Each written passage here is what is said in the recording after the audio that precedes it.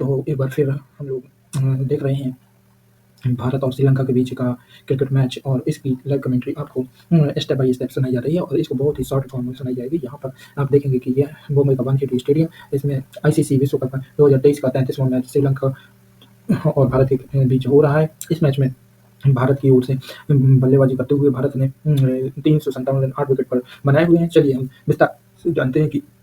किस खिलाड़ी ने कितना योगदान दिया है और इस योगदान के लिए बाद अब आगे गेंदबाज क्या रोल अदा करेंगे। तो यहाँ पर यदि देखेंगे तो हमारे जो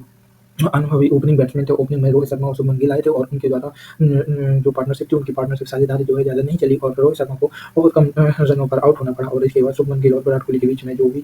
शानदार साझेदारी हुई थी, साझेदारी ने भारत के जो रन बोर्ड था वह बहुत अच्छे तरीके से डेवलप किया और जो रन रेट था और इस हिसाब से भारत ने 16 ओवर में 100 रन का आंकड़ा पार कर लिया था और इसके बाद फिर भारत की रनों की रफ्तार धीमी नहीं हुई और रन स्कोर बढ़ते गए। लेकिन दुःख यह है कि कोई भी बल्लेबाज आज अपने बड़े स्कोर को 100 रन या शतक में तब्दील नहीं कर सका। फिलहाल भारत ने एक विशाल लक्ष्य तो दिया है श्रीलंका को, लेकिन यहाँ पर कोई भी बल्लेबाज, चाहे विराट कोहली हो, चाहे शुभमन गिल हो, इनके और या फिर सुरेश अय्यर की बात करें तो यहाँ पर ये तीनों बल्लेबाज जो कि आज अपने अपने बल्ले से कुछ करिश्मा दिखा रहे थे, लेकिन इनके करिश्मा फिर से चूक गया और विराट कोहली तो लगातार 2 बार ऐसा हो चुके हैं कि 50 के ऊपर तो गए हैं, लेकिन 100 के पास जाके आउट हो गए हैं और वो अपने 50 प्लस रन को 100 में तब्दील नहीं कर पाए हैं। इस वजह से उनका जो है वह शतक चूक रहा है और आगे जो भारत के लिए श्रीलंका के द्वारा जो गेंदबाजी की गई उसमें भी बहुत शानदार रहा, क्योंकि भारत की यह पिच जो है वानखेड़े स्टेडियम रन बनाने की लिए काफ़ी उचित है और यहाँ पर इतने बड़े रन स्कोर बनते ही हैं और यहाँ पर जो भारत ने बनाए। लेकिन खुशी तो ये है कि लास्ट के ओवर में यहाँ पर जो है भारत को 2 विकेट गंवाने पड़े और यहाँ पर उस हिसाब से रन नहीं बने जिस हिसाब से भारत के कप्तान चाह रहे थे कि आखिरी ओवरों में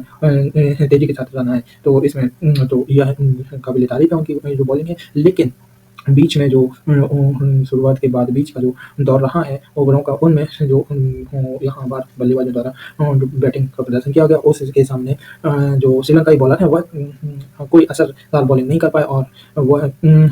कोशिश करने में नाकाम रहे कि ज़्यादा रन ना जाए और इस हिसाब से यहाँ पर जो भारत का स्ट्राइक रेट था वह 7 रन के ऊपर निकल गया और अब उनके सामने बड़ा लक्ष्य है और उनके द्वारा जो बैटिंग की जा रही है तो उसका हम सीधे आपको विवरण देंगे। उससे पहले हम ग्राफ के माध्यम से बता दें कि किस बैट्समैन ने कितने रन और कितनी बॉलों का सामना किया। तो यहाँ पर हम विस्तार से देख रहे हैं कि यहाँ पर अगर हम देखें तो शर्मा और गिल के बीच की जो पार्टनरशिप हुई थी वह 4 रन की हुई थी। इसमें जो 4 रन थे वह 2 बॉल पर शर्मा ने ही बनाए थे और गिल यहाँ पर 0 रन पर थे और इसके बाद जो अगली पार्टनरशिप हुई थी वह विराट कोहली और गिल के बीच में हुई थी, जिसमें विराट कोहली 87 बॉल पर 87 रन बनाए थे और यहाँ पर गिल ने 92 बॉल पर 92 रन बनाए और यहाँ पर यही जो पार्टनरशिप थी यही भारत को एक बड़े स्कोर को बनाने के लिए के डायरेक्शन में ले गई और इसके बाद में कोहली और अय्यर के बीच की जो पार्टनरशिप यहाँ पर जो महज 9 बॉल और 3 रन की पार्टनरशिप रही और इसके बीच इसके बाद में यहाँ पर राहुल और अय्यर के बीच में जो पार्टनरशिप हुई थी यह पार्टनरशिप भी ज़्यादा बड़ी नहीं थी और इस पार्टनरशिप में यदि हम देखें तो यहाँ पर राहुल ने 21 रन का योगदान दिया था और यहाँ पर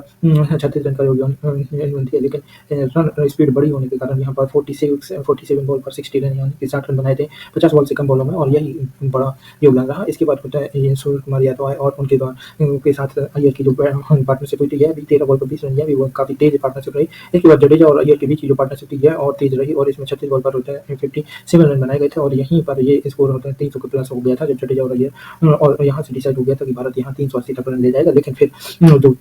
वो आगे की पार्टनरशिप है वो इतनी दमदार नहीं रही और ना ही श्रीलंका ने आखिरी के ओवरों में बड़े शॉट दिए और साथ ही विकेट एक के बाद एक जाने शुरू हो गए भारत की और इस तरीके से भारत की पारी को आखिरकार 357 रन पर आखिरी बॉल तक आउट होना पड़ा और इस तरीके से भारत 8 विकेट लूज करके 357 रन बना चुका था और यही जो भारत की पार्टनरशिप में 300 प्लस का स्कोर बनाने में कामयाब रहे। तो यहाँ पर हम देख सकते हैं कि आखिर भारत का जो रन स्कोर इतना बड़ा विशाल कैसे बना। तो यहाँ जो अभी शुरू के 15 ओवर 16 ओवर जैसे कि हमने बताया कि यहाँ 16 ओवर तक में भारत के 100 रन हो चुके थे, लेकिन यहाँ पर अगर देखा जाए तो पहले ही ओवर से रोहित शर्मा का एक कड़ा प्रहार करने वाले थे और उसी प्रहार के चक्कर में वह आउट हो चुके थे। ये है पहले 4 रन बना करके पहले ही आउट हो चुके थे। इसके बाद जो दूसरा अगले 2 ओवर थे उन 2 ओवरों को यदि देखा जाए तो उसमें 5 रन प्रति ओवर के रन बनाने की कोशिश की गई। उसके बाद जो अगले जो 2 ओवर थे इसमें 10 रन प्रति ओवर के हिसाब से रन बनाने की कोशिश की गई और लगातार ये रन रेट को 6+ ले जाने की कोशिश कर रहे थे। भारत जो कि स्ट्रैटेजी जिस रणनीति के साथ में दक्षिण अफ्रीका के बैट्समैन रन बनाते हैं, आज भारत उसी रणनीति पर काम कर रहे थे और उसी रणनीति पर काम करने के लिए उन्होंने लगातार 14-15 ओवर तक में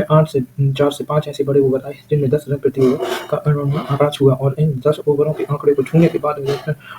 यहाँ पर थोड़ा-सा विश्राम की स्थिति है और इस विश्राम के बाद फिर उन्होंने रनों को खींचना शुरू किया और यहाँ पर आप देख सकते हैं कि 6+ रन हर ओवर में लिए और मौका मिलने पर 10 रन प्लस का भी करने से नहीं चूके और यहाँ 26 ओवर तक भारत ने 200 रन को पूरा कर लिया था और 200 रन जैसे ही पूरे हुए भारत को का अब अगला एस्टीमेट हो जाता है 300 रन का था और 300 रन का आंकड़ा पार करने के लिए जो 26 ओवर से और 36 ओवर के बीच में जो आप यह प्लेयर देख रहे होंगे, यहाँ पर उन्होंने 10 रन प्रति ओवर से ज़्यादा का रन बनाने की कोशिश की और यहाँ पर वो इसमें से कई ओवरों में ये काम करने में सफल रहे और इस तरीके से भारत का जो रन रेट था वह 7+ का हो गया और यहाँ पर जो एवरेज रन स्कोर था वह 300+ का हो गया था और 7 के स्ट्राइक रेट से यहाँ पर बनने के बाद फिर भारत के यहाँ पर जब जैसे ही रन स्कोर बड़े होने लगे थे, भारत के 2 विकेट का पतन हुआ और इन 2 विकेट के पतन के बाद फिर भारत को आगे भी धुरंधर खिलाड़ी ही थे और यहाँ पर जडेजा और अय्यर के बीच की पार्टनरशिप हो रही थी, यहाँ पर बिल्डअप हो रही थी और उसी पार्टनरशिप में जो धुआंधार बड़े-बड़े रन स्कोर बनाए गए और इसके बाद यहाँ पर अय्यर अलविदा हो गए। अय्यर के जाने के बाद जडेजा ने जिम्मेवारी ली और जडेजा फिर अपने सहयोगी पार्टनरशिप के साथ में रन बनाने लगे, लेकिन ज़्यादातर स्ट्राइकर जडेजा ही चाह रहे थे और इस हिसाब से जडेजा ने भी काफ़ी अच्छा प्रयास किया रन स्कोर को ऊपर मेंटेन करने का और यहाँ पर काफ़ी बड़े प्लेयर बनाए। इसके बाद फिर यहाँ पर बड़े विकेट का पतन हुआ और बड़े विकेट के पतन के बाद आखिरी के 3 ओवर जडेजा चाह रहे थे कि उनके द्वारा बड़े हिट लगाए जाएँ और बड़ा रन स्कोर बनाया जाए, लेकिन जडेजा को बांध कर रखा गया और उनके साथ जो भी सहयोगी खिलाड़ी थे उनको भी रन बनाने के उतने ज़्यादा मौके नहीं दिए, नहीं तो भारत का स्कोर 380+ हो सकता था और इस जल्दबाजी के चक्कर में भारत ने आखिरी के ओवरों में लगातार 3 विकेट और गंवा दिए और फिलहाल भारत का स्कोर 357 रन रहा। इसके बाद हम चलते हैं अगले ग्राफ